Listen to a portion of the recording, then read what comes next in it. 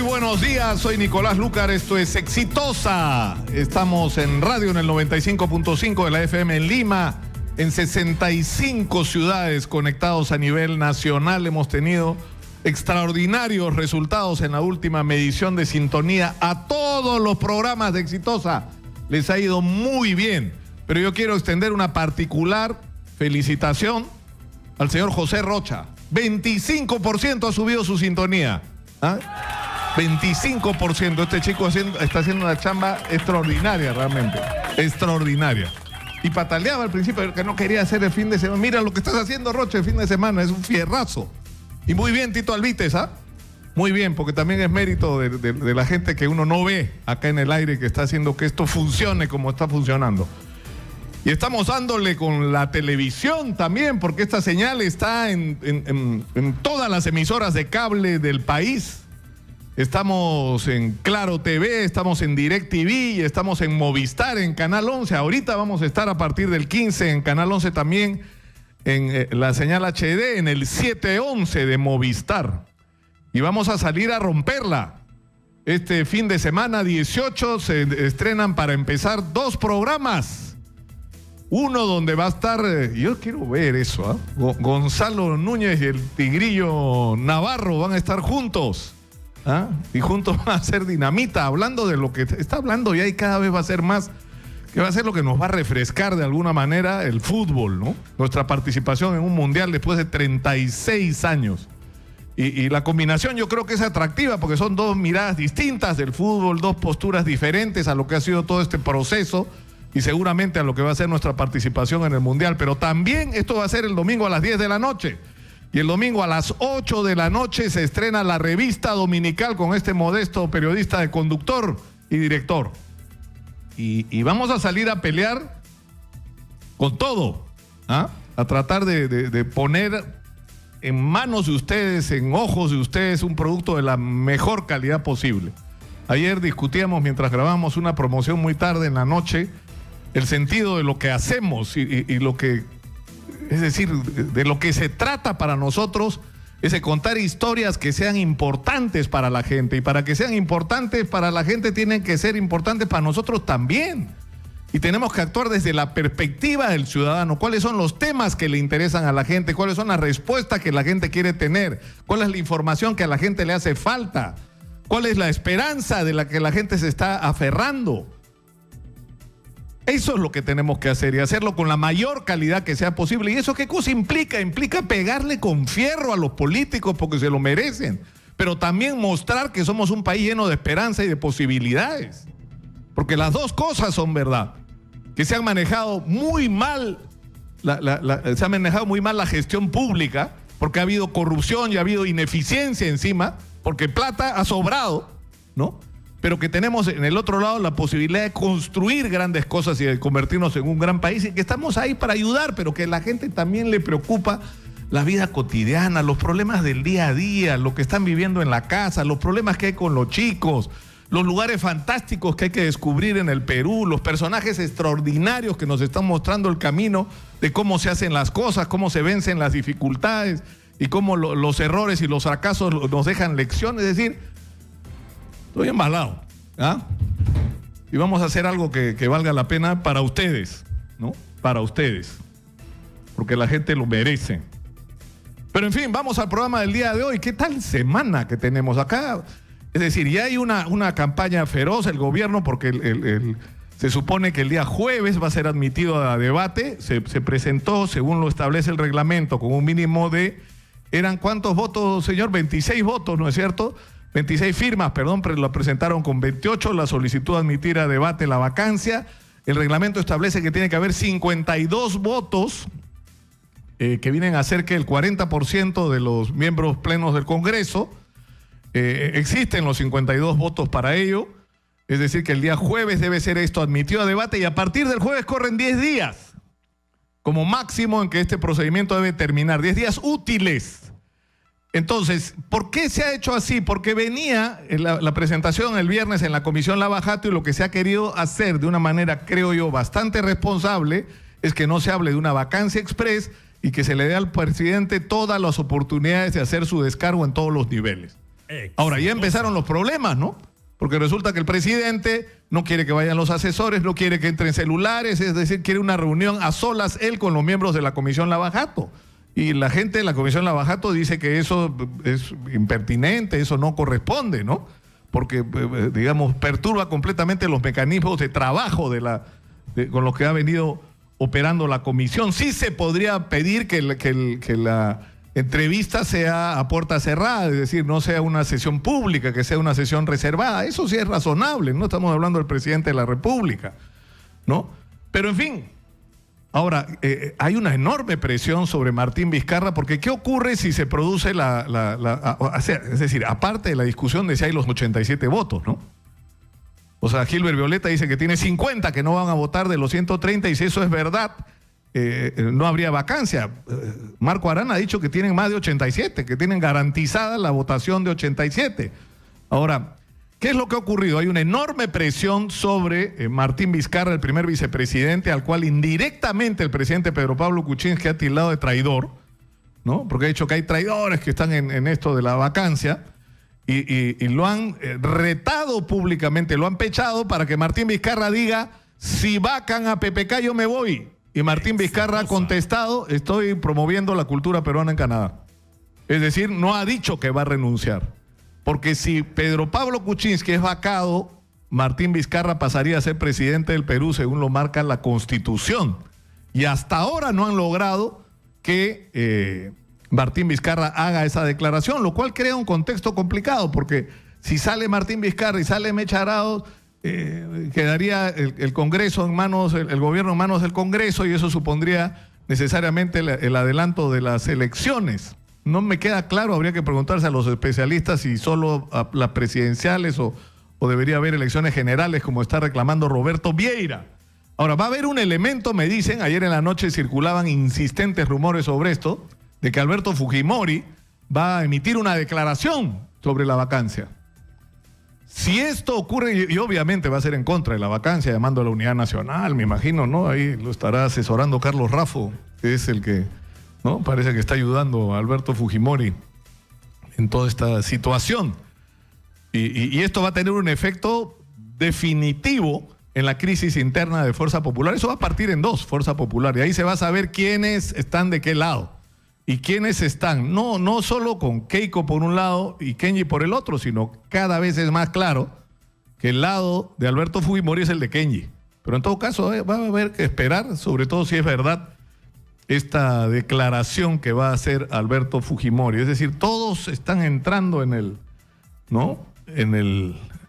escenario y vivimos momentos críticos. Ahora, yo solamente quiero hacer una reflexión final. Yo creo que el país está cansado de esta situación, que la gente lo que quiere es que no haya impunidad y que se vayan todos los que se tengan que ir y que vayan a la cárcel todos los que la merezcan y que se desmantele la red de corrupción que ha gobernado nuestro país por décadas, y por un lado, pero por el otro lado que el país no se pare, que el país siga caminando, y eso tiene que ver con una decisión tan simple como constituir un gabinete donde no haya gente que representa intereses de empresas que han estado asociadas al presidente o a sus amigos, sino que los ministerios los tomen a cargo la gente que sepa qué hacer con cada sector, y de esa nos sobra, porque diagnósticos sobre lo que está pasando en cada sector y soluciones para los problemas de cada sector tenemos, y tenemos a la gente adecuada. Solo que no se ha puesto a la gente adecuada en su lugar. Miren ustedes el ejemplo de la reconstrucción que yo me he aburrido de dar.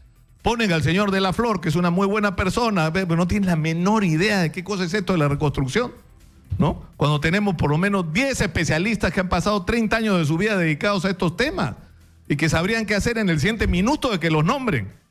¿Qué hacer? ¿Con qué hacer? ¿Con quién hacer las cosas? ¿Cómo hacerlas? ¿Por dónde empezar?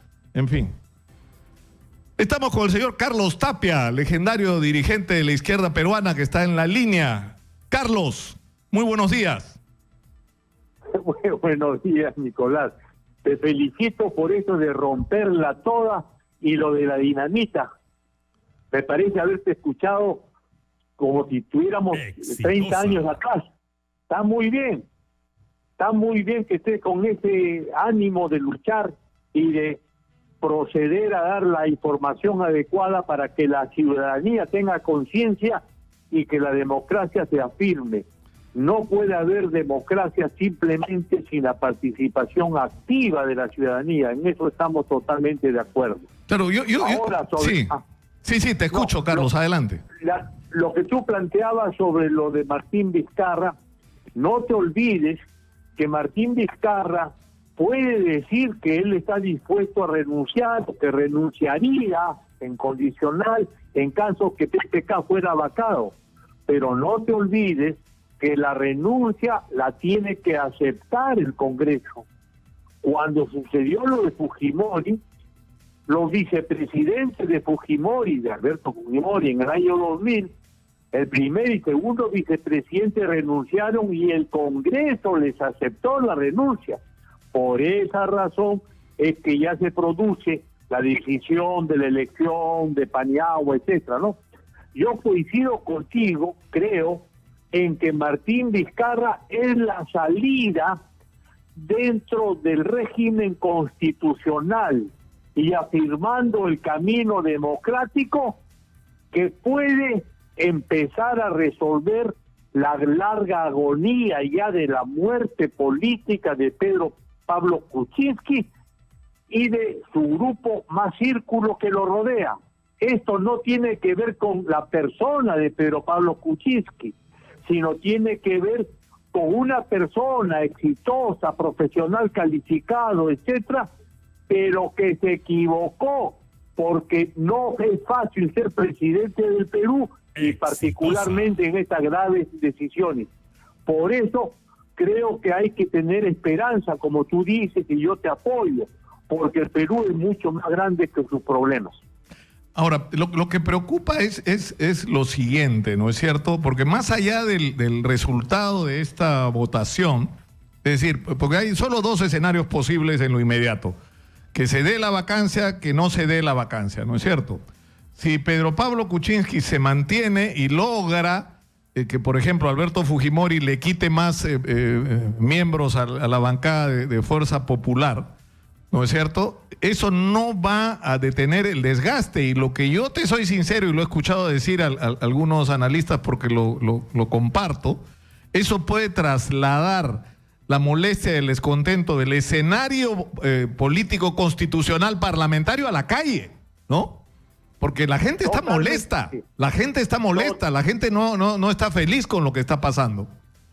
Pero claro, Nicolás, lo que sucede es que en la política democrática, cuando la propia organización del régimen político no encuentra una manera adecuada de resolver una crisis, es decir, no es una crisis gubernamental simplemente, porque las crisis gubernamentales se resuelven cambiando el gobierno, el primer ministro, sino ya es una crisis de régimen político que puede venirse si continúa la agonía de Pedro Pablo Kuczynski con su círculo íntimo en una salida que no permite que la sociedad esté de acuerdo con esa salida. No te olvides que puede convertirse en una crisis político-social, y en esa crisis político-social la calle habla, pasa del consenso o de la abstención, un consenso pasivo o abstención, a un consenso activo en contra de las trabas que impiden que la democracia se despliegue con todo su potencial. El CENUL, hay un grupo que está organizado, una organización que está planteando con la CGTP, con los frentes de defensa, con los pulpines, etcétera, ya un cronograma de protestas y que terminaría en un gran paro nacional. Por lo tanto, no es una cosa fuera de la realidad que si fracasara el camino democrático y constitucional, lo que se va a producir es revueltas permanentes, etcétera, Y ahí, de nuevo, esta agonía se va a prolongar hasta poder dar salida que muchos no quisiéramos, ¿no? Yo pensaba este fin de semana, ¿quién se va a beneficiar de esta situación? Y llamé a Julio Guzmán a preguntarle dónde estaba y por qué no salía. Y me ha dicho, no es el momento. Él está esperando que esto termine de deteriorarse, es la impresión que me dio, ¿no? Están terminando de inscribir su partido con estas reglas absolutamente leoninas que les han puesto, que tienen que reunir más de 700.000 firmas, tienen que tener comités en no sé cuántos lugares. O sea, te han hecho una cantidad de requisitos increíbles hechos por partidos que no serían capaces de cumplirlas, ¿no? Porque lo que no quieren es que otra gente entre en política. Pero Julio Guzmán claramente podría ser uno de los beneficiarios de esta crisis, igual que Alfredo Barnechea, ¿o no? Sí, yo también estoy de acuerdo, aunque la última declaración de Alfredo Barnechea no me ha gustado cuando dice en la convención que ha tenido con los jóvenes de Acción Popular, y me parece bien que se reactive un partido como Acción Popular, ¿no es cierto? Pero dice, nuestras puertas están abiertas para que se integren los marxistas arrepentidos y los fujimoristas rebeldes, algo así. Ya esa declaración, en lugar de convocar más la afirmación del camino democrático de Acción Popular, lo que hace es aparecer como queriendo recoger en una pesca todo lo que queda para engrosar sus filas y no pronunciarse sobre el tema principal. El tema principal es el que tú señalas, que no es posible que se mantenga la actual situación y que los que están acumulando fuerzas son legítimamente, yo creo, también Guzmán, no te olvides también de Verónica, y que por lo tanto no tendría muchas cosas negativas porque la gente quiere que se presenten en el escenario gente nueva, que no aparezca comprometida con esta corrupción que no solamente es vergonzosa para el Perú, sino también que cuestiona la validez del sistema democrático a la peruana. O sea, la democracia a la peruana es la que está mostrando sus limitaciones extremas, porque el régimen democrático a la peruana es el que para la mayoría de la gente dice, pero la corrupción, los partidos políticos ineficientes, la burocracia del Congreso, los ministros que sacan ventaja propia de la manera como se maneja el Ejecutivo. Entonces, una democracia que tiene todos esos problemas en contra, y quizás algo la libertad de opinión y la libertad de prensa, a caramba, ¿por qué lo vamos a sostener? Ya se están planteando la corrección de la propia Constitución y determinados aspectos de esta Constitución, y también hay ya propuestas entonces de decir vamos a cambiar la Constitución. Entonces, claro, pero eso es un asunto. Mira, el otro día fui a visitar a Antauro Humala, a la prisión, para escuchar lo que tenía que decir, y lo que dice es muy fuerte. Él dice, para empezar, él dice, yo estoy preso, es su argumentación legal, ¿no? Por ser coautor de un homicidio donde los otros coautores están libres porque según la información de la propia policía, murieron por disparos realizados de arriba para abajo, de larga distancia y por armas digamos, por fusiles.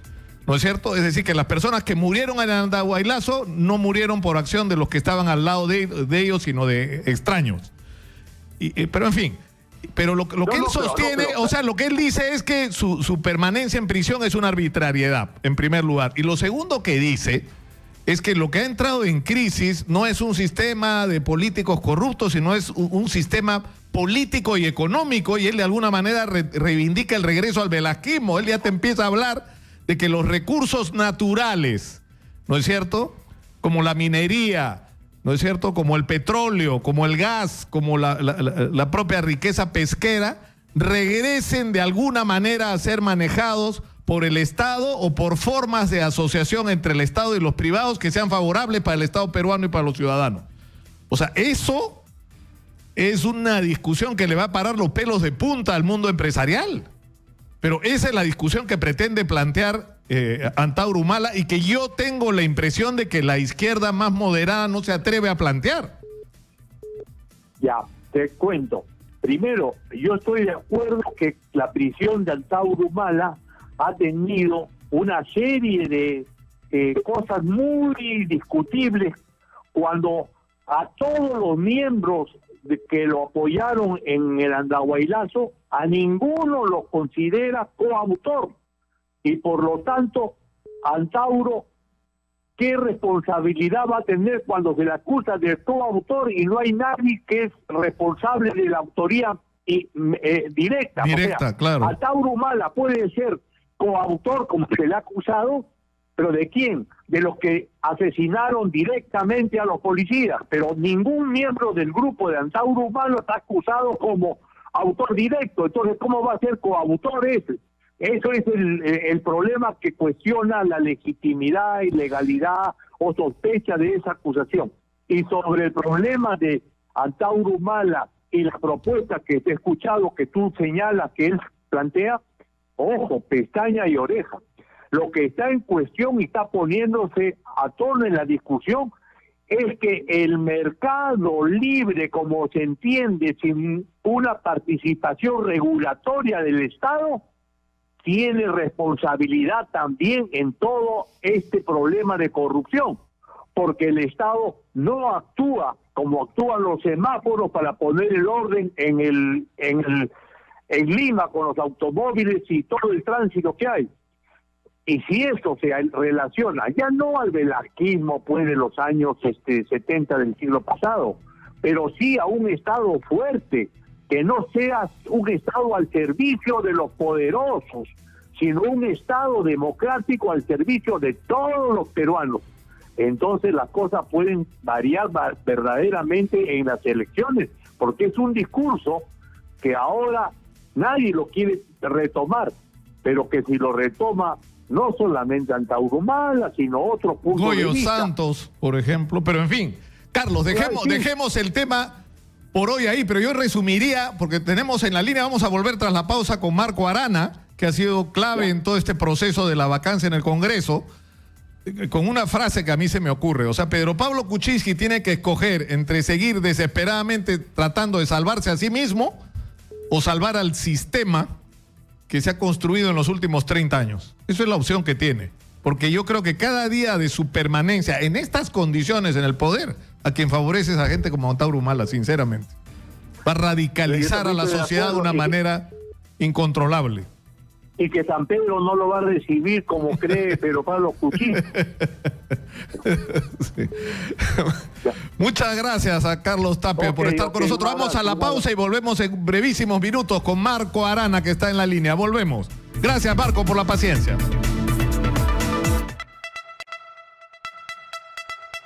Ya regresamos con Nicolás Lucar en Exitosa. Más, en el sentido de que la razón que está llevando a que el Congreso despliegue de su facultad para hacer control político, lo está haciendo en este caso por los graves temas de conflicto de intereses y corrupción de Odebrecht que alcanzan al propio presidente de la República. Y muchos congresistas han expresado públicamente su lucha frontal contra la corrupción. Muchos congresistas, cuando van a sus regiones o cuando toman la palabra en el Pleno, han señalado que la corrupción es uno de los graves daños que hay en el país y que por tanto esta debiera ser erradicada, ¿no?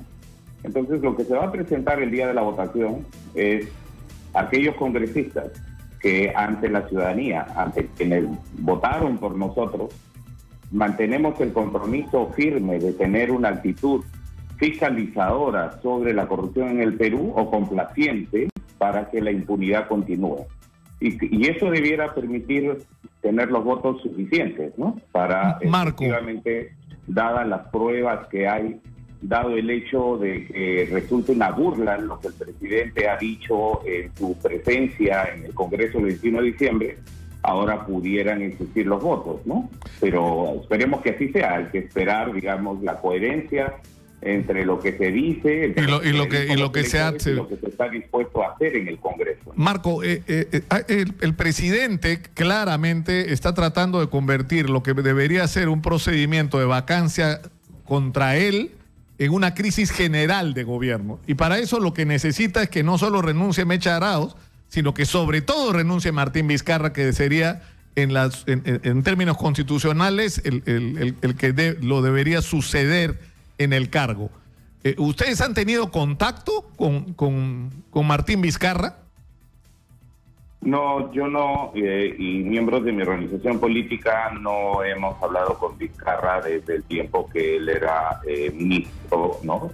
No hemos tenido contacto. Lo que sí puedo decir es que me parece que el presidente está cometiendo un gravísimo error, está confundiendo su rol como gobernante, como presidente de la República, el destino de sus responsabilidades como funcionario público, como empresario frente a la nación, ¿no? Él está señalando que sin él el país no se podría gobernar, está desconociendo el carácter de una salida constitucional frente a una crisis de gobierno como esta.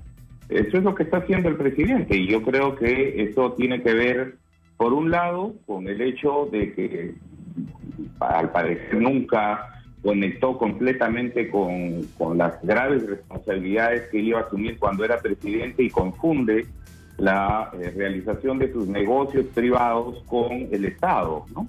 Yo creo que se haya atrapado en ese dilema. Él piensa que el Estado es él. Él piensa que el gobierno son sus negocios, ¿no? Y en realidad lo que debería hacer es dar un paso al costado para ponerse a derecho y que las investigaciones fiscales, ¿no?, continúen. Eso va en otro riel de las responsabilidades que él tiene que dar al país, ¿no? Pero la presidencia de la República no la puede identificar no puede hacer del gobierno su chacra, ¿no? Hasta ahora lo está haciendo, eso está clarísimo, ¿no? Marco, es muy grave porque está desconociendo, y miembros de su bancada están queriendo en este momento dar un golpe a la vicepresidencia, ¿no? Esto precisamente por esa razón, ¿no? Y yo creo que esa responsabilidad, el presidente está perdiendo el sentido y la noción de la responsabilidad que tiene como mandatario y frente a la Constitución, además. Marco, una fuente cuya identidad no puedo revelar porque no tengo su autorización, pero que me ha demostrado ser absolutamente rigurosa, me dijo el día de la vacancia dos cosas. Se está negociando el indulto y va a haber 10 votos fujimoristas que van a impedir que se produzca la vacancia. Y las dos cosas ocurrieron. Las dos cosas ocurrieron. Ahora me ha dado dos informaciones que yo me estoy tomando en serio y que te las transmito. La primera es que se supone que Alberto Fujimori de alguna manera va a expresar su posición públicamente en contra de la vacancia, lo cual va a ser un parteaguas en el fujimorismo, y que conseguiría en total 18 votos, los 10 que votaron en diciembre y 8 votos más, por lo menos. Pero me ha dicho algo que me ha sorprendido, que los oficialistas cuentan, es decir, Peruanos por el Cambio cuenta con 2 votos de la izquierda, que el día de las definiciones o no van a ir a votar o se van a abstener. ¿Es posible que esto ocurra? Que de los 20 representantes de la izquierda, sumando el Frente Amplio y Nuevo Perú, haya 2 que no voten por la vacancia. Bueno, yo te puedo hablar por la bancada del Frente Amplio. La bancada del Frente Amplio, ¿no?, ha presentado la moción de la vacancia en diciembre. Fuimos 10 los que la planteamos, fuimos 10 los que firmamos, fuimos 10 los que la defendimos, aunque nos quedáramos solos en este tema y luego intentaran hacer un apane mediático del Frente Amplio. Esto ocurrió lo mismo cuando en esta moción que se ha presentado recientemente dijeron que no teníamos las firmas, ¿no? Hay operadores, pues, de la bancada de PPK, ¿no?, que se han vuelto expertos en lanzar acusaciones, inventar intrigas, ¿no?, estar en negociaciones para intentar ganar votos a favor de la impunidad y de la corrupción. Y en ese sentido dijeron que no se iban a reunir las firmas, y dijeron el Frente Amplio no no va a tener las firmas. Las tuvieron las 10, ¿no? Esperemos, ¿no? Nuevo Perú ha manifestado que hará lo propio después del grave error que cometieron en diciembre, ¿no? No veo razones para que esto voten de manera distinta. Lo que sí es cierto, ¿no? Y este es un tema que la ciudadanía debe saber, en el caso de los votos que supuestamente lo respaldarían de Kenji Fujimori, ¿no? Kenji Fujimori ha dicho que él renuncia a su partido porque su partido, ¿no?, ya no le merece credibilidad y estaría vinculado a actos de corrupción. Entonces, renuncia a su partido porque habrían denuncias de corrupción a su organización política para defender un presidente corrupto. Ahí la ciudadanía... miren, estos temas, Nicolás, hay que saberlo. Todo esto ha ocurrido de la corrupción porque se sabía, se decía, pero no habían evidencias, ¿no? Pero a raíz de las declaraciones del señor Barata, ¿no?, confirmadas varias de ellas ahora por el señor Sepúlveda, en realidad estamos ante una situación parecida a la que ocurrió cuando se supieron se dieron a la luz pública los Vladivideos, ¿no? Y eso generó una crisis tremenda de un régimen como el de Fujimori, que había estado actuando en la oscuridad, digamos, ¿no? Detrás de una cortina, ¿no?, que era el fin. Ahora, las declaraciones de Barata y las declaraciones del señor Sepúlveda han quitado también esa cortina y nos muestran cómo se ha usado la responsabilidad de ser funcionario público para hacer negocios privados y enriquecerse a partir de eso. Y entonces espero que los votos que están anunciando, que están celebrando, que muchos medios incluso están presentando el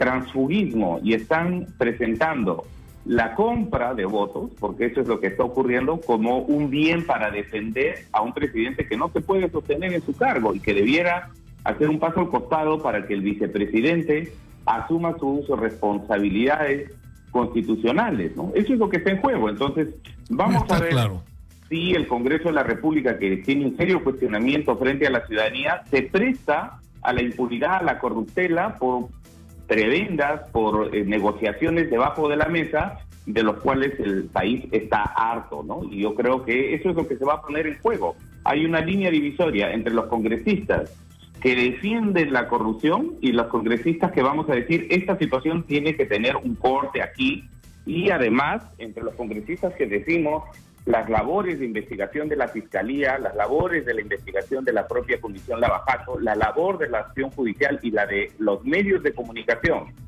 que han venido aportando y haciendo importantes revelaciones, tienen que jugar un rol ahora para que caiga quien caiga, ¿no? Porque aquí lo que es claro es que la corrupción ha enlodado a muchas organizaciones políticas y a muchos líderes políticos de todo color, ¿no?, de izquierda a derecha, del gobierno nacional a los gobiernos regionales y los gobiernos locales, y eso es lo que tenemos que unirnos alrededor de una causa contra la corrupción. Está muy claro. Los congresistas no pueden dar una señal distinta a riesgo del desprecio y rechazo de la ciudadanía. De la población. Yo le agradezco muchísimo a Marco Arana, congresista del Frente Amplio, por esta comunicación. Muy gentil, Marco, como siempre. Muy buenos días.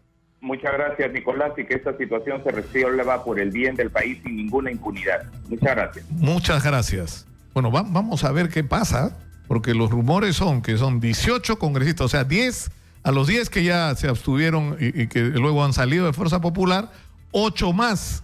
Y para esto lo que ocurriría es una intervención directa ya y explícita y abierta y entiendo que pública de Alberto Fujimori. Pero ahora lo otro es si es verdad que hay 2 congresistas de izquierda que no votarían. Bueno, eso puede ser un rumor malintencionado para crear la desconfianza entre la propia gente de izquierda o no, lo veremos el día de la votación.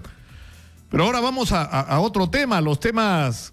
Lamentablemente esta crisis política nos lleva, ¿no?, a dejar de lado muchas veces los problemas serios que está viviendo la gente y que tienen que ver con toda esta cadena de actos de corrupción. Y nosotros hemos hablado acá de la situación de los proveedores de obras. Ahora vamos a hablar de la situación de las personas que fueron afectadas por el desarrollo de las obras de Ruta de Lima y en este caso específicamente por la construcción de la avenida, la ampliación de la avenida Ramiro Prialé. Está con nosotros un grupo numeroso, son 6 personas que representan un número bastante mayor, ¿no? ¿Cuántos son ustedes en total? Están José Gallardo, Evi Rojas y Carlos Coragua con nosotros, ¿no es cierto? Carlos Coragua es mi nombre. Sí. La señorita Amy, el señor José Gallardo no ha podido venir el día de hoy. Perdón. Pero sin embargo, Nicolás, agradecerte en primer lugar por la invitación a tu programa y poder manifestar públicamente de lo que está pasando realmente en estos momentos. Ustedes tenían terrenos en la zona donde se está haciendo la ampliación, ¿no es cierto?, de Ramiro Prialé, y el procedimiento es que se hace un justiprecio, se expropia y se paga, ¿no es cierto? Efectivamente. ¿Qué pasó con ustedes? Cuando hablas en estos momentos de cuántos somos, yo tengo una relación de varios afectados, los hemos llamado por teléfono porque no los conocemos a todos y estamos con ellos coordinando justamente también su participación en el nuevo proceso que se inicia. Muchos casos de personas que les han pagado efectivamente, hay otros que les han pagado una parte, la otra parte no les cancelan hace un año, año y medio. Hay personas como el caso de los vecinos de Ñaña que no les han pagado absolutamente nada, pero ya han expropiado los terrenos, y así como estos casos hay muchos más todavía. O sea, les han expropiado los terrenos y en algunos casos hasta han empezado las obras, o sea, les han quitado sus terrenos en términos reales y no les han dado nada a cambio. Y no han cancelado, efectivamente. Por eso cuando la arquitecta Amy vino a un programa anterior, explicó muy claramente lo que estaba pasando. Y por ese motivo nos comenzamos a movilizar para poder saber exactamente quiénes son los verdaderamente afectados. ¿Cuál es el argumento? Nosotros hemos estado tratando de comunicarnos ahora en la mañana con la gente de la Municipalidad de Lima para que nos den su versión y la verdad no ha sido posible conseguir una respuesta. ¿A ustedes les han dado alguna? Quiero volver a manifestar posiblemente, agradecer ante todo otra vez más por darnos la oportunidad de realidad a salir a hacernos escuchar nuestras voces a través de este medio, porque créeme que en realidad hemos tocado tantas puertas a la cual, o sea, ni ministros ni congresistas, o sea, parecieran dar tanta importancia a otra cosa, algo que realmente suma en la sociedad. En este caso, mis tíos son 9 copropietarios, solamente son parte que no llega a representar ni el 1% de los que estamos acá de la cantidad de afectados que hay. Todo empieza cuando en el 2015 empiezan a hacer el tema de los expedientes para la expropiación de las vías Ramiro Prialé y otras vías más. En este caso, ¿no? En el 2016 salen las cartas de intenciones con una tasación hecha por el Ministerio de Vivienda, en la cual te dan un X precio por metro cuadrado de terreno, en la cual en caso de mis tíos, el metro de terreno les daba un valor de 243 soles. Sin embargo, cuando mis tíos aceptan, bueno, o sea, en realidad, ¿qué es el tema del proceso de expropiación? La expropiación de acuerdo al 1192 emitida en este caso o aprobada por decreto legislativo en el 2015, te dicen, ¿no? Expropiación es ir a hacer un registro completo de lo que existe en el terreno. En función a eso se evalúa cuánto es lo que vale tu predio. Claro. Entonces, cuando nosotros, mis tíos adquieren en este caso, ¿no? Se les hace entrega de lo que es la carta de intención. En ningún momento se les adjunta todo lo que es la tasación. Como pueden ver, quizá en este caso, este cuadro de tasación donde te dice por qué motivos, por qué criterios se considera. Claro, porque una cosa, o sea, tú tasas un terreno y el terreno puede ser un pampón, pero ese puede no ser un pampón, puede ser un terreno de cultivo, puede ser un área construida, puede ser un lugar donde hay un taller instalado, donde hay viviendas, es decir, puede tener diferentes características, a partir de eso va a tener diferentes valores, ¿no? Exactamente. A grosso modo voy a tratar de explicar. El terreno de mis tíos es un terreno de cultivo, que tenía construcciones, tenían plantas transitorias, plantas permanentes que tenían que haber sido tasadas. Nunca las consignaron. Es más, en una de las partes en la cual sustenta el Ministerio de Vivienda dice, ¿no? De acuerdo a lo que nos informa la Municipalidad de Lima, no se debería considerar el lucro cesante ni el daño emergente, que dice que sí se debe considerar de acuerdo a la ley 1192. Entonces, cuando mis tíos, bueno, esta ley dice, ¿no? Si es que tú no aceptas la carta de intención que se te da con un precio determinado a los 15 días, si tú no aceptas, se te expropia. Expropiar es ir de manera forzosa y adquirir, o sea que en este caso el Estado adquiere el predio. Pero si tú, mediante adquisición y mutuo acuerdo, dices, sí, te voy a entregar mi terreno porque ya, bueno, el precio me parece, entonces te doy un 10% más de incentivo. Entonces, es más, ¿no? La misma ley dice, tú puedes proceder, si es que no te parece el precio, a hacer un proceso judicial. Pero créeme, o sea, hay que ser realistas. Un proceso judicial no te dura menos de 2 años. Entonces, ¿qué hacen tus tíos? Tú dices, bueno, no nos gusta, pero aceptamos y... Entonces mis tíos aceptaron, se habló con los 9 copropietarios y dijeron, está bien, aceptemos el precio de los 243 soles más el 10% del incentivo. Se va a la municipalidad y se les dice, ¿no? O sea, hemos aceptado el precio y ojo, en el primer momento se nos dice que se nos está afectando 8.728.20 metros cuadrados. En la cual mis tíos, o sea, si en la realidad, de acuerdo a registros públicos, ellos manejaban un porcentaje por derechos en partes iguales, de acuerdo en la realidad la conducción era otra. Entonces se les fue a explicar a la municipalidad y se les dijo, ¿no? Queremos hacer un prorrateo de cuánto es lo que les pertenece a cada uno porque todos están de acuerdo. Entonces los abogados que representaban en ese momento, que es la doctora Patricia, la doctora Natalia Oporto y el doctor Martínez, que parecen que sí eran profesionales de verdad porque entendieron, dijeron, está bien, tráenos esos porcentajes. Entonces, por propia parte de los propietarios, se hizo un levantamiento topográfico, en la cual, o sea, nosotros vemos y verificamos que el área afectada no era de 8.728, eran 10.174 metros cuadrados. Entonces, la sorpresa... ¿Y de dónde había salido el número de los 8.000? Porque eso entiendo, porque incluso ha habido problemas más serios, ha habido problemas de gente que ha comprado terrenos, ¿no es cierto? Y resulta que la persona que les había vendido, que ha sido uno mismo en la zona de Carapongo, no tenía derecho sobre esos terrenos y sin embargo la municipalidad había permitido que eso ocurra. Exacto. Entonces a la hora que han querido comprar han dicho yo no les puedo pagar porque eso no es suyo, eso era terreno serio. No sé cómo es posible que haya ocurrido. O sea, que haya gente que haya comprado terrenos a alguien que no tenía ningún derecho sobre ellos. ¿Y sabe qué es lo más sorpresivo en referencia a lo que usted menciona? Porque también conocí un caso de cerca del tema de Carapongo. Estas propiedades que supuestamente eran posesionadas de un área que ya estaba habilitado y estaba dejado como derecho de vía, sin embargo, la municipalidad de Chosica les cobra el autovalú. O sea, puedes saber si una municipalidad te reconoce un derecho y otra municipalidad desconoce, ¿de qué estamos hablando? O sea, esas personas estaban viviendo, estaban pagando. Ahora, qué increíble. ¿Esto qué significa? Que se están haciendo las obras y montones de gente que eran las personas que vivían o que usufructuaban estos terrenos simplemente o han recibido en el mejor de los casos un pago parcial o no han recibido ninguno. Efectivamente, Nicolás, nos han... pero eso es lo que da cólera cuando uno piensa en la cantidad de plata que se ha movido en comisiones ilegales. Para eso sí había plata, pero no hay plata para pagarle a la gente. De acuerdo al contrato, para pagar las coimas sí hay plata, pero para... ¿no? De acuerdo al contrato de concesión que firma Rutas de Lima con la municipalidad, existen 67 millones de dólares de fideicomiso para el tema de expropiaciones específicamente. La pregunta del millón es, ¿dónde están esos 67 millones? 67 millones de dólares. Si no, se le está pagando a las personas. Y de acuerdo a este contrato, dice que a partir del 2013 se viene recaudando ese fideicomiso con el cobro de los peajes. La obra se ha paralizado desde el año pasado. Genera caos, desorden, congestión vehicular. Tú mismo nos has explicado eso. Claro. Correcto. Entonces, ¿qué es lo que está pasando? Las personas no saben de que Odebrecht, Rutas de Lima, sigue cobrando los peajes desde el año 2013, a pesar de que está paralizada la obra. Y que se tomen en cuenta que no se paralizaron porque en realidad no tenían ellos consecuencias. O sea, se paralizó por el tema del huaico. Claro. Y es más, no, o sea, no son capaces de ir y medir, o sea, la situación en la que viven las personas involucradas Exitosa. acá. O sea, propiamente pueden verlos a ellos, o sea, quizá, no sé, vestidos ahí. En realidad no saben la situación de estas personas. Yo pido que vayan allá y vean la situación. Pero es increíble la afectación que ha habido, ¿no? Yo he recibido testimonios estremecedores de pequeños empresarios que han sido proveedores y que lo perdieron todo porque pasó 1, 2, 3, 4, 5 meses y la SUNAT no te perdona, el banco no te perdona y al final terminaste declarado en quiebra y perdiste todo lo que tenías cuando eras un empresario emprendedor que tenía un gran futuro asociándose a la construcción de estas grandes vías. Y eso ha sido una tragedia. Ahora, ustedes están viviendo la propia por otro lado, ¿no es cierto?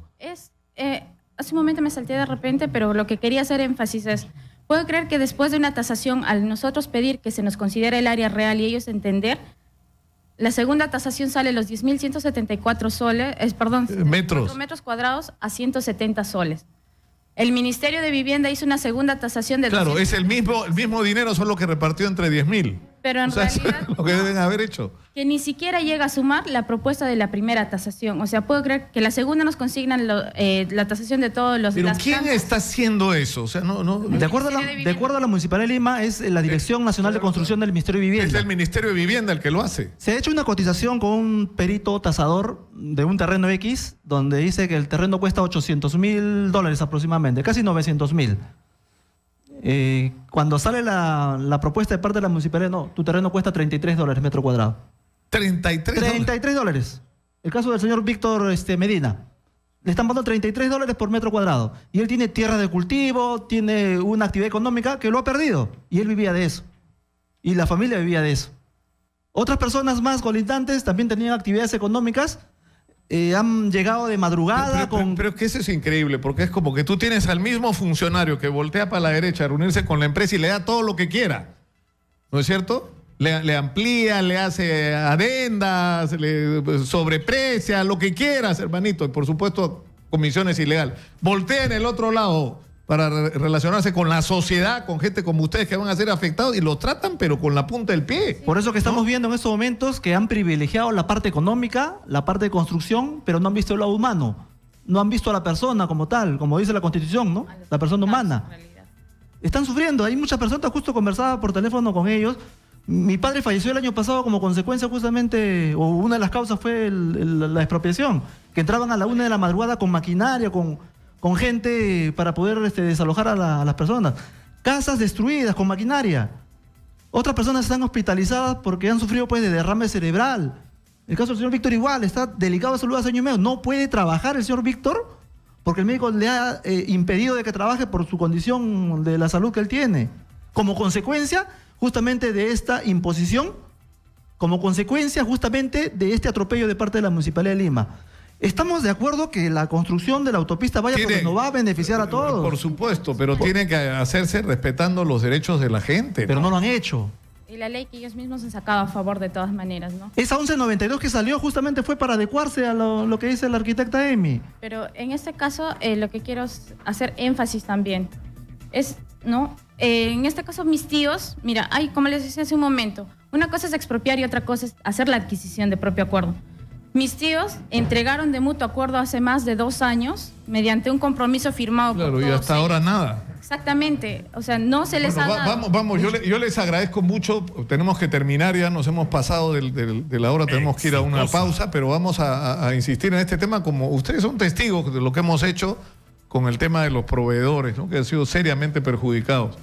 O sea, no sé si se ganará la batalla, por lo menos hay que darla, ¿no? Pero yo creo que hay que reiterar este tema e insistir. Vamos a llamar a los responsables del Ministerio de Vivienda, vamos a insistir con la gente de la Municipalidad de Lima porque tiene que haber una explicación para esto. Sobre todo si se supone que hay dinero para resolver este problema, que se dispuso de un fondo para que esto no ocurra y que además en algunos casos está postergando las obras porque no terminan de resolverlo. Eso es ineficiencia. De eso vamos a seguir hablando. Yo les agradezco mucho por estar con nosotros. Lamentablemente nos hemos pasado ya del tiempo. Yo me comprometo con usted, vamos a seguir tratando este tema. Es un compromiso y nosotros cumplimos nuestros compromisos. Vamos a la pausa, regresamos con más. Esto es Exitosa. Ya regresamos con Continuamos con Nicolás Lúcar en Exitosa.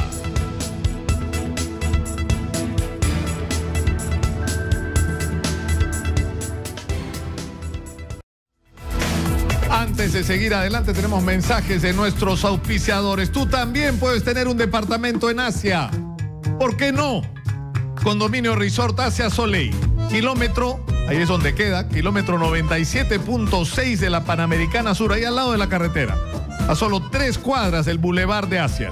Departamentos flat y dúplex desde $87,900 que se financian, es decir, que tú puedes pagar de una manera directa y de acuerdo estrictamente a tus posibilidades. Ven y disfruta de nuestra piscina con un cóctel de bienvenida. Reserva tu cita llamando al 383-6863, 383-6863 o marcando el 933-320335. Repito, 933-320335. Atendemos de miércoles a domingo.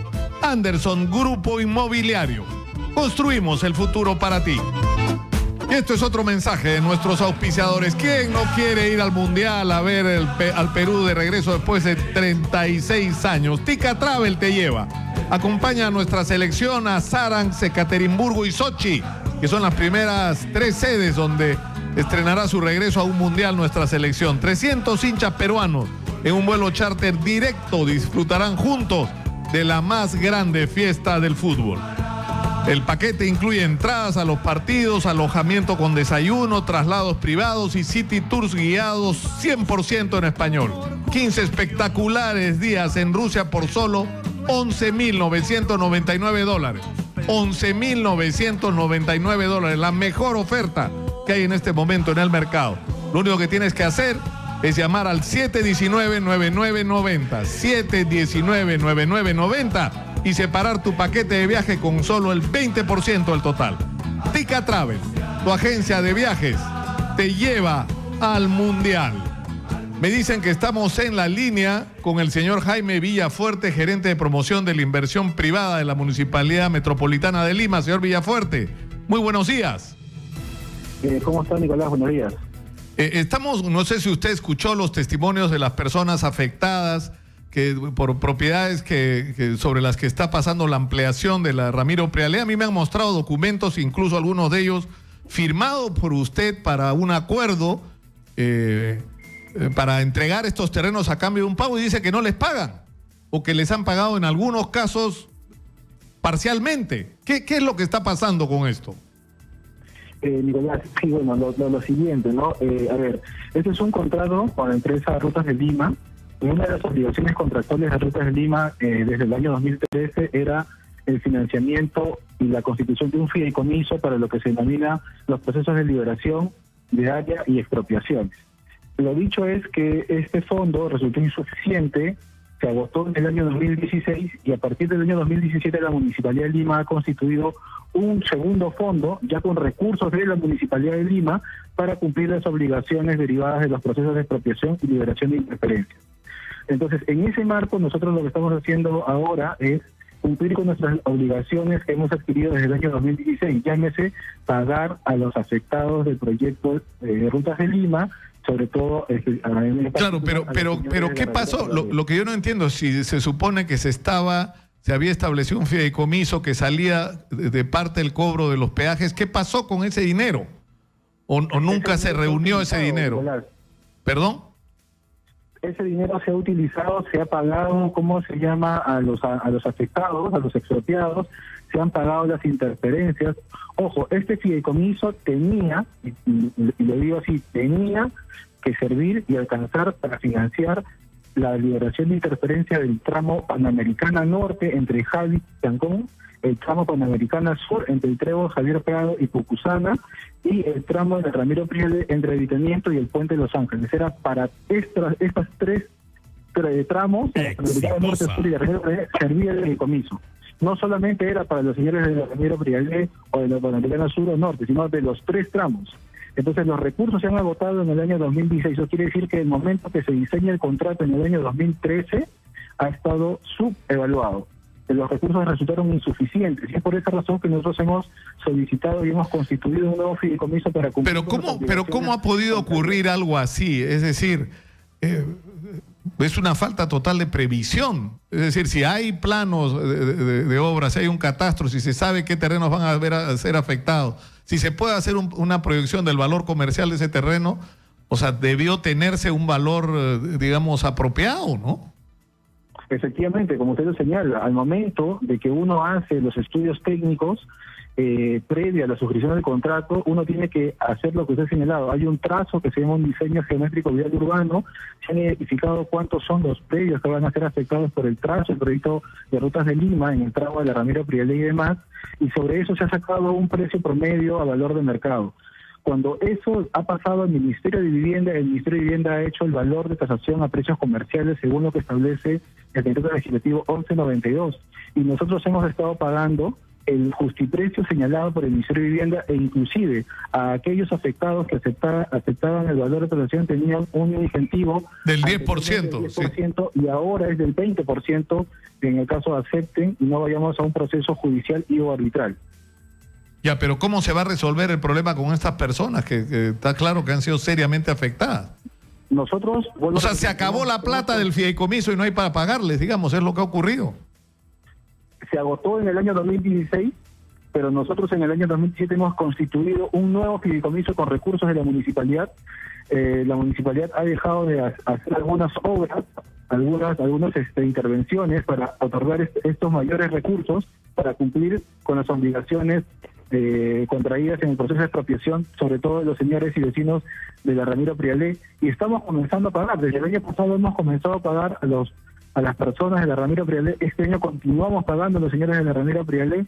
Es un proceso un poco más lento, porque comprenderás que los recursos en el sector público de conseguirlos son un poco más complicados que cuando es un recurso privado, y entonces estamos en ese trámite. Lo que pido yo, por favor, a los señores de la Ramiro Prialé es un poquito más de paciencia. Claro, pero yo me pregunto cuando, es decir, acá ha habido la feria de las adendas, ¿no es cierto? Se han hecho adendas tras adendas a montones de obras. ¿Por qué no se hace una adenda al contrato para resolver este problema? Hubo un mal cálculo de cuánto había que pagarle a las personas que iban a ser perjudicadas en sus terrenos a la hora de hacer las obras, y por lo tanto se amplía, y esto se tiene que mojar la empresa, ¿no es cierto?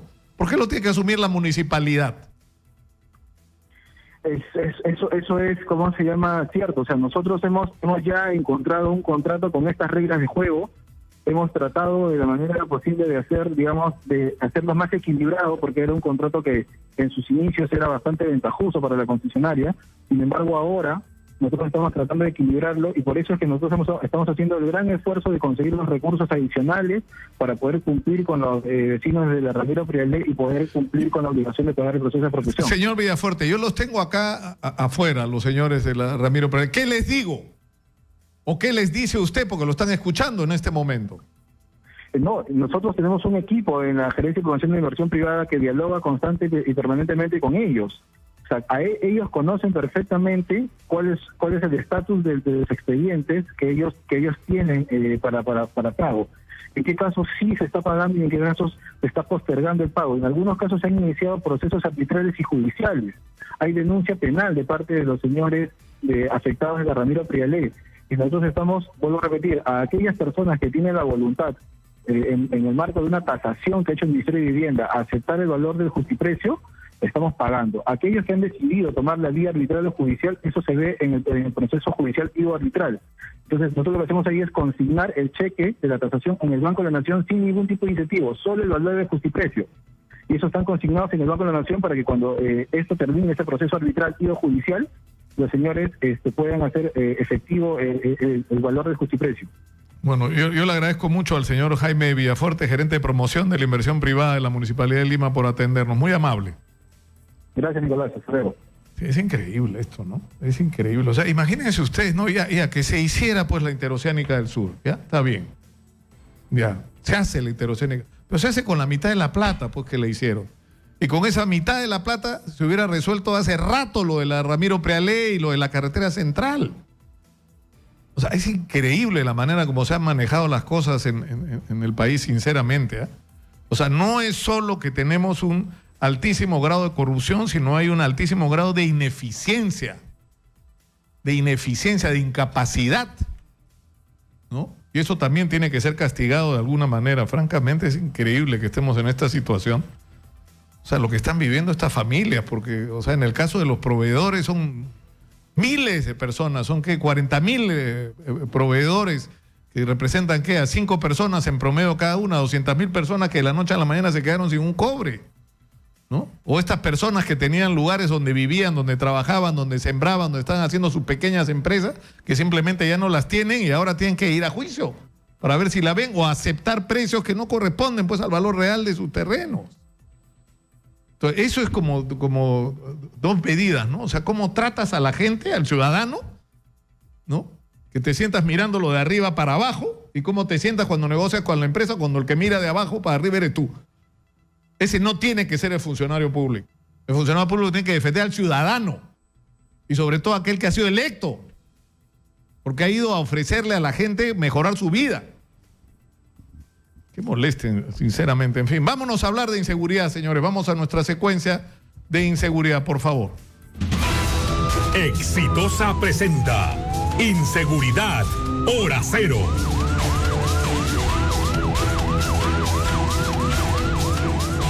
Se han hecho muchos diagnósticos sobre la crisis de inseguridad. Es un problema muy complejo. Yo lo he dicho muchas veces, es más que un problema policial, es un problema ya social el que tenemos delante, y hay que desde diferentes ángulos enfrentar la solución a esta crisis de inseguridad, pero una de ellas es el del uso de la inteligencia para la lucha contra la delincuencia. Está con nosotros el general de la Policía en situación de retiro, Jorge Cárdenas Sáenz, que es un hombre ampliamente experimentado, ¿no?, en estos temas. Bienvenido, general. Buenos días, Nicolás. Un placer estar a tu lado y, en primer lugar, felicitaciones porque las estadísticas dicen que ustedes están con un rating extraordinario de Estamos su vida. con puncha, así que no nos para nadie. Eso creo que tiene que ver mucho con la calidad de la información que ustedes brindan, la realidad y los problemas que están tratando y obviamente la calidad de la prensa, del periodista que tienen ustedes. Muchas gracias, general. ¿Qué nos hacemos? O sea, ¿por qué? Es decir, nosotros hemos logrado cosas extraordinarias, estoy hablando como peruanos, en la lucha contra el terrorismo gracias al uso de la inteligencia, pero no solo en la lucha contra el terrorismo. Cuando hubo las organizaciones de asaltantes de banco, cuando hubo las organizaciones de secuestradores, se hizo uso de la inteligencia para desarticular estas organizaciones. O sea, ¿por qué no hacemos uso de ese recurso que tenemos para luchar contra la delincuencia? A ver, Nicolás, respecto a ese punto, hemos tenido un punto bastante elevado del uso adecuado de la inteligencia y de la metodología de la investigación científica y tecnológica, que tuvo sus resultados con la captura de las organizaciones terroristas en su momento. Y lamentablemente este sistema y estos sistemas han venido a colapsar cuando se cerró el Servicio de Inteligencia Nacional. El Sistema de Inteligencia Nacional quedó en descalabro el año 2000, cuando la Policía de Investigaciones desapareció por una decisión equivocada, a mi modesto modo de ver, de repente con una buena intención, pero mal aplicada y obviamente sin planificación. Entonces no tenemos ni inteligencia que aplicar, ni un cuerpo de investigaciones que haga las cosas bien. Y la inteligencia que se había reconstruido del 2001 al 2008 ha vuelto a ser desactivada prácticamente y no tenemos en qué ampararnos. Habíamos formado un sistema de inteligencia. Encontramos un sistema de inteligencia en el Ministerio del Interior con escasamente 300 policías, con 35 computadoras, 386, 486, no teníamos siquiera un servidor con qué trabajar. La dejamos funcionando con 2.000 hombres de inteligencia que trabajaban en un sistema, la dejamos con más o menos 1.000 computadoras, con un servidor de primer nivel. Sin embargo, después la han ido desactivando y ya no se cumple. No hay quien haga el trabajo de inteligencia estratégica, no hay quien haga el trabajo de inteligencia operacional, no hay quien haga el trabajo de inteligencia táctica. Entonces, ahora no tenemos de qué apararnos. Y si a eso le agregamos otra serie de factores, entonces nos encontramos con el problema que ahora, yo justamente te traía un detalle. Por ejemplo, fíjate, Nicolás, los países más serios miden los niveles de inseguridad en función de la cantidad de homicidios. Nosotros teníamos una cantidad de homicidios hace 7 años y hemos ido creciendo en la cantidad de homicidios al año 2016. O sea, el 2011 los homicidios eran 1.617, que es una tasa que se establece de porcentaje, 5.4% por cada 100.000 habitantes. De ahí pasó a 1968, a 2013, a 2076, a 2247, a 2435, y me temo que el 2000, porque estos son del 2016. Hasta el 2016. Me temo que el 2017 la cifra debe estar bastante peor, ¿no? Es peor. Por lo que vemos además en las noticias, nunca habíamos tenido esta cantidad de crímenes violentos, como se le llama, ¿no es cierto? Sicariato, los homicidios por encargo, eso viene a... O el asesinato, para el robo menor, ¿no? Porque ya hasta para robarte un celular te pueden matar. Es que saben que hay impunidad y al saber que hay impunidad, entonces los delincuentes se tornan más violentos. Y fíjate, eso tiene que agregarle a esto, Nicolás, que te he traído como información. La cantidad de bandas que ha sido desarticulada por la policía, año tras año, desde 2008 de 1.900 bandas al 2016, que son más de 4.000 bandas. De esas, el 90% ha sido puesta en libertad. Menos del 10% es lo que se denuncia al Poder Judicial. Y de los que se denuncia al Poder Judicial, un 4 o 5%. Es para no creerlo, ¿eh? O sea, el 2016... se hizo la presentación, porque normalmente esto ha ido agarrado de la mano con su show, que ya el año pasado ha sido pues un desenfreno lo de los shows estos de Basombrío, ¿no es cierto? Efectivamente. El show de los megaoperativos. Pero el año 2016 se capturaron 4.541 bandas y según la información que usted ha recabado, general, aproximadamente el 90% fueron liberados porque no pudieron acreditar pruebas fehacientemente, porque le tembló la mano al fiscal, por quién sabe qué razón. Principalmente porque el modelo acusatorio garantista ha sido mal implementado y obviamente se ha convertido en un instrumento de impunidad cuando el titular de la acción penal tiene la posibilidad de manejarlo a su libre albedrío y a su antojo. Entonces no toma en consideración las pruebas que se acopian, o si se acopian los elementos de prueba le encuentran vicios de procedibilidad y viene a caerse todo el proceso. Eso no solamente en ese, fíjese la cantidad de delincuentes que han capturado en ese mismo periodo, que son más de 96,000, y sin embargo, más de 90,000 están libres, nuevamente. Es decir, nosotros tenemos... Ya, pero estos números son... la fuente es el Ministerio... Fuente, el Ministerio... Dirección de Gestión en Tecnología de la Información y Comunicación del Ministerio del Interior. Entonces, ¿y esto qué ha traído como consecuencia? Mira, Nicolás, el Latinobarómetro de las Américas, que hace 4 años nos ubicaba a nosotros como el país más o menos entre el 12 y 15 menos seguros de América, hoy día nos ubica en el 5º lugar de los países menos seguros de América. O sea, y esa es una información de Ahora, dice que el Latinobarómetro, barómetro de las Américas, ahora nos ha subido incluso en el último reporte. Sí. Y estamos ya hasta segundos. Es posible que estemos en esos niveles porque esta es la información hasta fines del 2016, ¿no? La del 2017 está trabajándose, pero los índices de violencia y de inseguridad obviamente estimativamente deben estar mucho más elevados. Ahora, ¿cómo salimos de esto? Porque, Fíjate, o sea, ya mucho show, mucho, ¿no es cierto? Porque eso es un riesgo, que se politice, como yo creo que lamentablemente ha pasado la lucha contra la inseguridad, donde el ministro y su viceministro que no sé qué hace ahí, es decir, están más preocupados por dar conferencias de prensa y por hacer un poco de espectáculo mediático que por las soluciones de fondo a los problemas, ¿no es cierto? Porque hay como una contradicción entre lo que te muestran en la televisión y en los medios como grandes éxitos de la lucha contra el delito y lo que vive el ciudadano cotidianamente, que es la sensación de que todo está cada vez peor. Tienes razón, Nicolás, y voy a señalarte lo que a nuestro criterio, yo soy el presidente de la Asociación Alianza para la Investigación y Protección en Seguridad Ciudadana, donde nos dedicamos a analizar los problemas de seguridad ciudadana corporativamente hablando.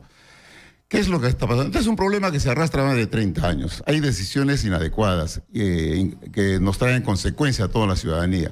Por ejemplo, la unificación de la policía ha sido totalmente desastrosa y en un momento inoportuno cuando estábamos con todo el problema de fenómeno terrorista.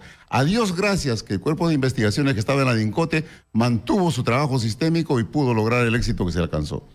Pero adicionalmente a esto, el 2004 se pone en implementación el Código Procesal Penal. Es un modelo acusatorio garantista, que no digo que sea malo, pero mal aplicado, mal implementado. Cuando yo tuve la oportunidad de hablar con el presidente de la República en ese momento, le dije, con el director general de la policía, le dijimos, señor, no puede aplicar este modelo acusatorio garantista porque le va a hacer daño al pueblo peruano. Eso era Toledo. Sí, efectivamente. Y acá está el detalle de lo que hablamos. Ese modelo acusatorio garantista necesitaba que se haga una inversión en infraestructura, en equipamiento, en capacitación, en especialización, en el Ministerio Público, en el Poder Judicial, en la policía. Se hizo. Nunca se hizo y se puso en práctica un modelo que era imposible de aplicarse en el país y nos trajo el descalabro que hoy día tenemos. Si a eso le agregamos lo que hace un momentito decías, no tenemos inteligencia. Mira, para que más o menos tengamos una idea de cómo estamos en inteligencia. La Dirección General de Inteligencia del Ministerio de Interior trabaja en un gallinero en el 4º piso del Ministerio de Interior. La Dirección de Inteligencia de la Policía trabaja en un edificio incautado. Mientras la Dirección de Inteligencia de la Policía Nacional de Colombia tiene una ciudad inteligente, tiene un edificio inteligente, tiene helipuertos. Mientras nosotros le venimos reclamando a la policía, a los administradores del Ministerio de Interior, cuando compren ustedes vehículos, por favor, para el sistema de inteligencia, dennos vehículos adecuados, ¿sabes? Después de 20 años de reclamo, nos dieron 4 camionetas pintadas con placa de la policía. ¿Qué inteligencia se puede hacer con eso? El parque automotor de la Policía de Colombia es un parque automotor con 500 vehículos, donde tiene usted camiones, vanes, tiene taxis, tiene autos de lujo. ¿Por qué? Porque de esa manera se puede trabajar. Así funciona la inteligencia. Yo le rogaría, general, que vayamos a la pausa, por favor, señor Alvite. Vamos a ir a la pausa y vamos a regresar, porque yo creo que hay que ser conscientes de que estamos en guerra contra la delincuencia. Esto es una guerra que tiene en la base un enorme problema social. ¿Cuánta gente está dedicada hoy en el Perú y vive de actividades delictivas? Si yo digo 1 de cada 10, tal vez me quedo corto. Posiblemente. Porque tenemos un problema gravísimo con los jóvenes. Les estamos dando una pésima educación. Hay demasiadas familias que están desestructuradas, ¿no es cierto? Y que no están criando chicos con valores. están yendo a un sistema educativo que está en pésimas condiciones, los chicos no aprenden nada, no saben trabajar y salen al mercado laboral sin ninguna posibilidad. Y en ese contexto, donde además los políticos son unos ladrones, es el peor escenario que puedes tener, porque no les estás dando parámetros morales ni oportunidades a los chicos. Entonces hay que enfrentar este problema, pero eso ya te generó, es decir, hay digamos un lado que hay que resolver en el largo plazo, con educación, con trabajo en las familias, ¿no es cierto? Pero el otro que tenemos que enfrentar es real. Estamos en guerra contra la delincuencia y cada uno tiene que tomar su sitio, ¿no? Nicolás, lo que acabas de expresar ha sido objeto de análisis el año 2002-2003. Mire, ¿y sabe qué cosa? Que a raíz de ese análisis se ha creado el Sistema Nacional de Seguridad Ciudadana, se ha creado el Consejo Nacional de Seguridad Ciudadana y ese consejo debiera dar solución, porque en ese consejo está el Ministerio de Educación, en ese consejo está el Ministerio del Interior, el Ministerio de Defensa, para que trabajen articuladamente. La Secretaría Técnica debiera propiciar que esos entes tengan sus normas. Vamos a ir a la pausa. Estamos con el general Jorge Cárdenas Sáenz hablando de un tema que nos afecta a todos, en realidad, que es este asunto de la inseguridad. A veces los periodistas están sumergidos en la crisis política, esto que no estamos hablando de lo que nos está pasando cotidianamente. Esto está cada vez peor y ya es hora de pararlo. De eso vamos a hablar tras la pausa. Regresamos.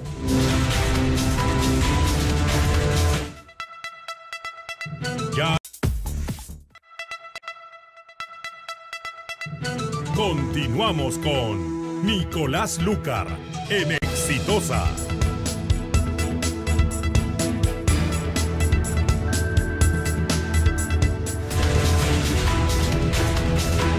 Estamos en nuestra secuencia Inseguridad Hora Cero y está con nosotros el general en retiro de la Policía Nacional, Jorge Cárdenas Sáenz, y estamos hablando de la crisis general de inseguridad y nos ha dado una cantidad de información apabullante, ¿no? Ahora, ¿qué hacemos, general? ¿Qué es lo que hay que hacer para ordenar esto, no? Justamente lo señalaba Nicolás. El año 2002-2003 se promulgó una legislación que creó el Sistema Nacional de Seguridad Ciudadana. Al crearse el Sistema Nacional de Seguridad Ciudadana, se creó el Consejo Nacional de Seguridad Ciudadana, los comités regionales, provinciales y distritales de seguridad ciudadana, que tienen la obligación de trabajar armónicamente con la policía y con todos los estamentos de seguridad. Para que se armonice este trabajo y se haga una coordinación adecuada, en el Consejo Nacional de Seguridad Ciudadana está adscrita una Secretaría Técnica que tiene una doble función que hoy día funciona en la Dirección General de Seguridad Ciudadana del Ministerio del Interior. Esa Secretaría Técnica debiera armonizar el trabajo de quienes integran el Consejo Nacional de Seguridad Ciudadana, el Ministerio de Educación, el Ministerio del Interior, el Ministerio de Defensa, debiera estar debieran hacerse trabajos en los colegios, debieran hacerse muchas actividades, pero no cumplen con su trabajo, ni se reúnen siquiera. Nosotros hemos ido y nos hemos acercado a darles ideas y nos han dicho que la prioridad hoy día son dos cosas: el barrio seguro y la captura a través de la pantalla, el operativo. Entonces, ¿pero qué cosa es lo que tenemos, Nicolás? El barrio seguro no es ni siquiera una invención, una creación de este gobierno, viene del gobierno anterior. Y lo ha tenido el señor Urresti y lo ha tenido su antecesor. Y han hecho el trabajo de barrio seguro en el Callao, han hecho el trabajo de barrio seguro en el Cerro El Pino. Sí, pero después de que se va la policía, ¿qué pasa? Vuelve a ser un barrio inseguro. El sostenimiento implica una inversión fuerte. No tenemos ni recursos humanos ni características. Ahí hay que llamar la atención que la experiencia con otro nombre, porque no me acuerdo ahorita el nombre que le han puesto en San Miguel está funcionando. O sea, han dividido en cuadrantes, están haciendo una coordinación permanente entre la policía, los serenos, los vigilantes particulares, las cámaras están integradas. Es decir, la idea no es que, por ejemplo, el registro de las cámaras te sirva para tratar de identificar al delincuente que robó, sino que actuar en tiempo real.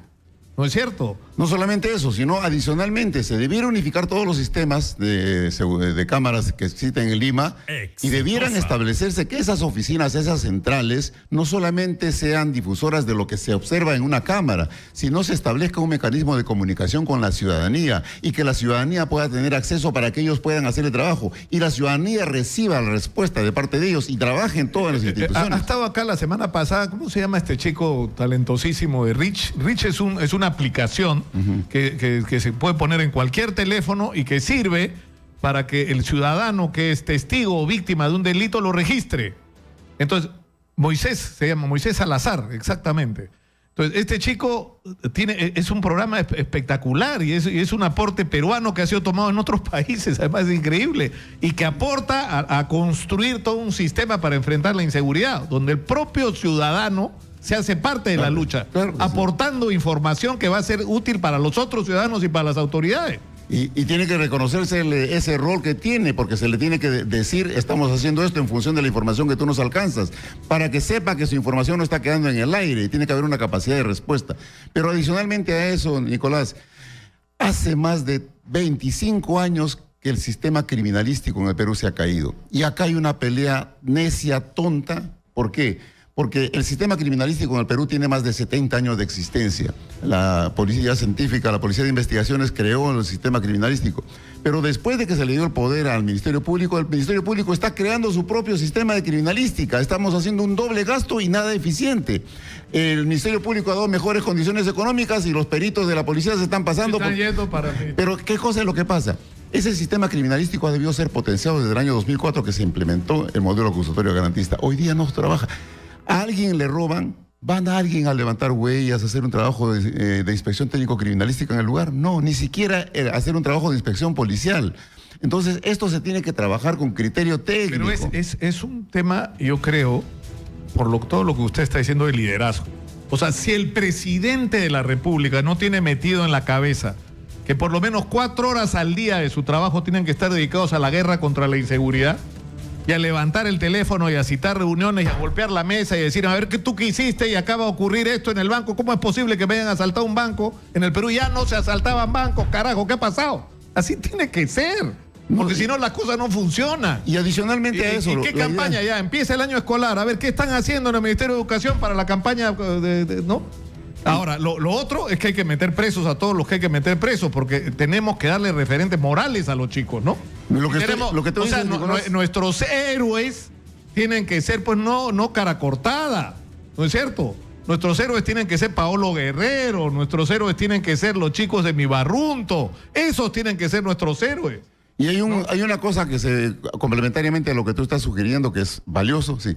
Cada comisario debe tener audiencias públicas con su jurisdicción para saber qué está pasando, para que el pueblo les informe dónde está fallando, cómo está trabajando la policía, cuál es la parte más roja de su barrio, de su distrito. Es más, por ejemplo, se le ha dicho como una recomendación, si vamos a poner comisarios y los comisarios se designan en el mes de enero y por los cambios y los reajustes en el mes de marzo se están incorporando a sus unidades y hasta abril y mayo recién va a conocer su jurisdicción, eso no sirve para nada. El comisario debe ser nombrado en septiembre. De septiembre a diciembre debiera empaparse de todos los problemas de su jurisdicción. El primer día de enero debiera estar haciéndose cargo de su jurisdicción y saber con quién trabaja, con el alcalde, qué empresas tiene, cómo trabaja, cuáles son los barrios más inseguros, porque si no, no sirve. El hombre está en la etapa de aprender y se le pasó el tiempo. Sí, pues, y además, no sé. Ahora, tú has tocado un tema muy importante. Por ejemplo, esta es una información del propio Ministerio Público. A partir del modelo acusatorio garantista se creó la Secretaría Técnica de la Comisión Especial de Implementación del Código Procesal Penal en el Ministerio Público. Esta no es una información mía. Dicen, del Distrito Judicial de Huaura, desde su creación hasta julio de 2006, hasta marzo de 2010, en que cerraron y bajaron esta vaina, así, de 25,000 detenidos, solamente 2,000 pasaron a la cárcel. Lo que hemos estado mencionando hace un momento. Pero esto es del Ministerio Público que ellos mismos reconocen y tienen 1990 que no saben qué cosa han hecho con eso, ni siquiera el órgano de control de la magistratura trabaja. No hay información sobre qué pasó ni por qué. Pero a eso agrégale esto, Nicolás. En el Poder Judicial, Enrique Pardón Apurí, 392 kilogramos, con un montón de detenidos, pasó por 36 meses de enjuiciamiento sin sentencia, habeas corpus libre. Colmenares, colombiano, con 200 kilos de droga. Vallejo Reyes, colombiano, con 400 kilos. Esquivel Popeye, con 600. Todos en libertad. Por exceso de carcelería sin sentencia. Y de esto te puedo presentar una relación de por lo menos 1,000 personas que han salido en libertad. Se lo hemos hecho conocer al órgano de control de la magistratura. Las sanciones que les han puesto a los jueces es amonestación por no haber sabido resolver en el tiempo. Entonces, ¿qué tenemos? ¿Qué tenemos? Lo que tenemos es que cambiar a la gente, pues, general, es lo que hay que hacer. Y bueno, ya hoy por hoy tenemos que terminar, ¿no? Yo lo nombro oficialmente acá asesor de este programa general, lo vamos a traer a menudo, porque yo creo que O sea, eso es nuestra tragedia. O sea, no solamente hemos tenido a cargo de la función pública gente corrupta, sino hemos tenido a gente ineficiente. Y la gente que sabe lo que hay que hacer. Usted sabe lo que hay que hacer, general, ¿no es cierto? Y como usted, es numeroso el grupo de policías, abogados, especialistas, jueces, que saben lo que hay que hacer, que tienen la película clara en la cabeza y que no están en el lugar donde deberían estar. Si yo fuera Martín Vizcarra y tengo que asumir la presidencia en una situación crítica como esta, comienzo por poner en el lugar adecuado a las personas adecuadas. Como por ejemplo, llamarlo a usted para que nos ayude a resolver el problema de la inseguridad en el Perú. Por ejemplo, Martín, no es tan difícil. Olvídate de la política, olvídate de los lobbies y pongan a la gente calificada en los lugares adecuados. Se resolvieron la mitad de los problemas del país. Una cosa final, Nicolás, sí. Yo sé que el tiempo en radio y en televisión es valioso. En la vida. Sí, en la vida valioso. Fíjate, Odebrecht nos está dando una lección extraordinaria. Tenemos que prácticamente no tenemos, y muy poquito de reserva moral nos queda, casi todos están contaminados. Pero lo peor es que Odebrecht se ha destapado porque ha habido un cuerpo de investigaciones de la Policía Federal de los Estados Unidos que haya tenido acceso a esto. Odebrecht se ha destapado porque hay un cuerpo de investigaciones de la Policía Federal de los Estados Unidos del Brasil que ha participado. Y en el Perú, Odebrecht hasta ahora ni siquiera ha sido intervenido en sus locales. No se ha recopilado ninguna prueba porque no hay cuerpo de investigaciones que trabaje en el Perú. Un fiscal solo, jugando con las reglas de la colaboración eficaz, pretende asumir la investigación de un monstruo que se le escapa de las manos y está siendo manipulado por lo que es la colaboración eficaz. No tenemos un cuerpo de investigaciones que trabajen. Eso es un problema. Vamos a dejar las cosas en serio, le estoy hablando en serio, general. Yo quiero que usted venga y se siente acá con nosotros todas las veces que sea necesaria de ahora en adelante en nuestra secuencia de esta inseguridad. Si usted está dispuesto, por supuesto. A las órdenes, porque he trabajado 40 años al servicio de la ciudadanía y quisiera... Se nota. Y si puedo aportar algo, estoy a las órdenes. Y muchas gracias por estar con nosotros y estamos comprometidos. Vamos a darle con fierro a este tema de la inseguridad. No podemos seguir viviendo, o sea, en estas condiciones. Yo me acuerdo, Lucho Castañeda, ¿se acuerdan?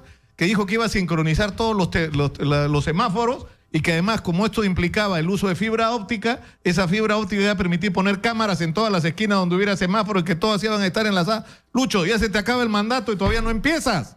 El problema que tiene, nosotros fuimos a darle una exposición sobre ese particular, pero los alcaldes distritales tienen sus propios manejos, han hecho su propia mancomunidad de alcaldes del cono sur, del cono norte, del cono centro, y cada uno tiene su propio interés particular. Entonces son cosas que la verdad... Pero todo eso se puede cambiar. Todo eso se puede cambiar con liderazgo. Sí. Muchas gracias al general Jorge Cárdenas Sáenz por estar con nosotros. Terminamos por hoy con nuestra secuencia de inseguridad. Exitosa presentó Inseguridad Hora Cero. Fuerte, ¿ah? Fuerte. Judy Rodríguez mirada así asustada. Judy, cuéntanos, ¿qué dice la gente en las redes sociales el día de hoy?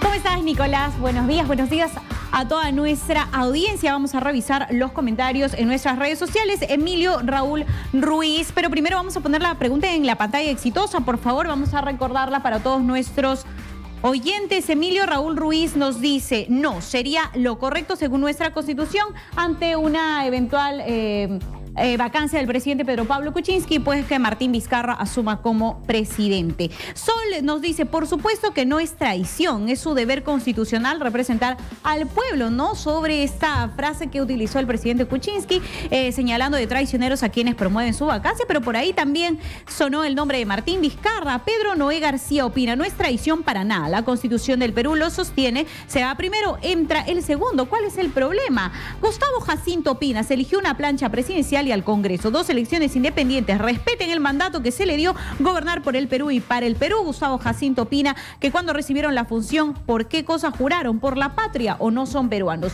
Y por último, Antonio opina: no es traición, pero Martín Vizcarra entró con una plancha y si esta es vacada, a lo mejor sería que renuncie, que no se la crea que Keiko y su cúpula, le dice Antonio, lo van a dejar gobernar. Eso es mentira. O lo que pensaba Daniel Salaverry, lo pensaban todos los naranjas, pone ahí símbolos de naranja, sobre las opiniones que tenía Daniel Salaverry y varios congresistas de Fuerza Popular sobre Martín Vizcarra cuando se dio el escándalo de Chinchero, ¿no? Sí, pues. Es cierto eso también, ¿ah? Qué difícil situación, ¿no? Pero en fin, eso es lo más loco, ¿no? Un país tan rico Y yo lo voy a decir 500, muchas gracias, Judy. 500, 1000 veces, todos los días lo voy a decir. O sea, tenemos minería, tenemos gas, tenemos petróleo, tenemos una pesca, o sea, una riqueza marina que ya quisiera tener cualquier país del mundo. Tenemos turismo para ofrecerle pues a todos los gustos, tenemos todo, pero además tenemos gente. El problema es que hemos hecho algo mal. Y eso mal que hemos hecho es poner a gobernar a quien no lo merecía. Es bien facilito nuestro problema. Y eso ha sido culpa nuestra. De eso no hay a quien echarle la culpa, porque a quienes nos han mal gobernado, nosotros los elegimos. Nosotros los dejamos estar donde están. Los pusimos donde están. Pero en fin, vamos a hablar ahora de cumplir las reglas. El señor Paul Concha, director general de Transporte Terrestre del Ministerio de Transporte, está con nosotros. Muy buenos días. ¿Qué nos hacemos con esto de que empezó el año escolar ya a nivel nacional en los colegios privados y públicos? Y muchos buses se niegan a recoger a los chicos. ¿Qué se hace con eso? Bueno, señor Lucar, muy buenos días. Yo creo que en principio vengo acá como director general de Transporte Terrestre, como órgano rector, porque la gestión y la fiscalización en el transporte urbano le corresponde a las municipalidades. Sin embargo, al ministerio sí le corresponde dirigirse a la ciudadanía para dejar en claro que el medio pasaje para escolares y universitarios es un derecho que está establecido en una norma con rango de ley, que es la ley 26.271, y que además, digamos, ha sido objeto de una sentencia del Tribunal Constitucional que estableció su constitucionalidad. En consecuencia, los operadores del transporte urbano están obligados a respetar el derecho al medio pasaje. Si es que los operadores no cumplieran con esta obligación, la municipalidad tiene aprobada una ordenanza, la 1974, que ha incluido como infracción el desconocer el derecho al medio pasaje, no solamente de escolares y de universitarios, sino también hay que recordar que hay el pasaje diferenciado o el pase libre para los policías y los bomberos, ¿no? En consecuencia, con esta ordenanza se ha establecido una sanción que va desde el 20% de la unidad impositiva tributaria para quien incurre en esta infracción por primera vez, al 40% de la unidad impositiva tributaria para quien es reincidente, ¿no? Ahora, ¿cómo se acredita esto? Es decir, ¿qué pasa? Por ejemplo, bueno, acá tenemos un problema también por la carencia de paraderos, ¿no es cierto? Y la falta de respeto a los paraderos. Pero hay un grupo de estudiantes que están ahí parados y el bus, la combi o lo que fuera se va de largo y no para.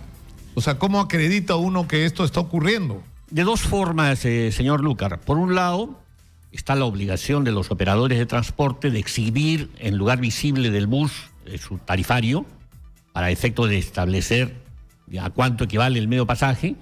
Y por otro lado también está la obligación, en especial tratándose de niños, de recoger en los paraderos autorizados, ciertamente, a los escolares. Y constituye igualmente infracción o no exhibir el tarifario o no recoger a los niños. Pero por ejemplo, si esto ocurre, ¿qué cosas deben hacer estos chicos? ¿Tomar las placas de los vehículos? Bueno, ahora todo el mundo tiene acceso a celulares, grabar o fotografiar el vehículo que está... Digamos, la forma natural de verificación de una infracción es con la intervención del inspector, pero hoy la normatividad también permite tomar una fotografía siempre y cuando haya certeza de la fecha en que ha sido tomada, ¿no? Y con eso se puede iniciar un procedimiento sancionador. Pero también yo creo que es bueno advertir a la ciudadanía de que existe otro nivel de denuncia y de control y de infracción que es Indecopi. Cualquier ciudadano que se vea afectado en su derecho de consumidor, ya sea porque no se le ha aplicado el medio pasaje, ya sea porque no se lo ha recogido en paraderos autorizados, o ya sea porque no se exhiben las tarifas en lugar visible, puede recurrir a la Comisión de Protección y Defensa del Consumidor. Pero eso resulta para el ciudadano muy engorroso. Pues imagínese usted lo que es la vida de la gente, que se pierden 1 hora y media en ir, 1 hora y media en volver de su casa al trabajo cada día, y eso que me quedo corto en muchísimos casos. O sea, ya no lo recogen a los chicos y uno tiene que ir Indecopi a hacer un proceso tan complejo. No hay maneras más, digamos, expeditivas y eficientes de poner orden, por ejemplo, con el sistema de inspectores, ¿no? De que haya gente vigilando y que quede claro que el que no lo hace va a ser sancionado y que la sanción se aplique, además, porque es otra cosa que ocurre, que se aplican sanciones y no las pagan, ¿no? Hay una suerte de sensación de impunidad, especialmente en el transporte urbano, que se va a ir corrigiendo, creo, paulatinamente, con mejores condiciones de gobierno electrónico, de control a través de mecanismos tecnológicos. Totalmente de acuerdo, entonces ahí se va a hacer mucho más eficiente la fiscalización.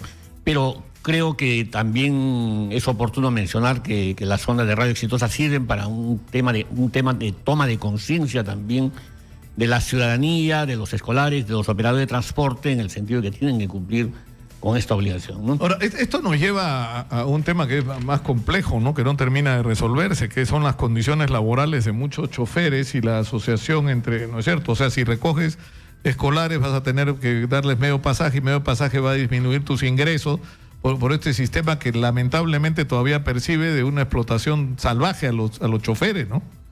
Correcto, Nicolás. O sea, tendría que resolverse todo junto, o sea, porque, o sea, no basta con exigir que se cumpla este tipo de reglamentos, sino que las condiciones laborales y de vida de los choferes sean las que corresponden, ¿no? Sí, en efecto, digamos, cerca del 80% de la demanda de viajes del transporte urbano todavía están dentro de este modelo comisionista afiliador, donde no se cumple con tener a los conductores en planilla, ni los vehículos son de propiedad de las empresas, que en realidad son empresas cascarón, ¿no?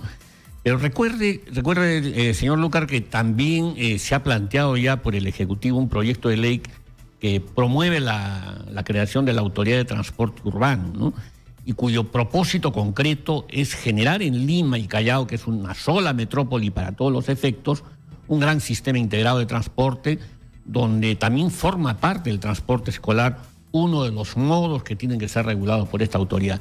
Entonces yo creo que se abre una vía de solución, al menos yo soy optimista, ¿no? en esa línea. ¿Y cuándo va a empezar a operar esto de la Autoridad Única de Transporte? Porque venimos hablando de esto hace tanto tiempo. Curiosamente, en un país tan convulsionado, la creación de la autoridad es una de las pocas cosas que concitan y convergen alrededor de esta autoridad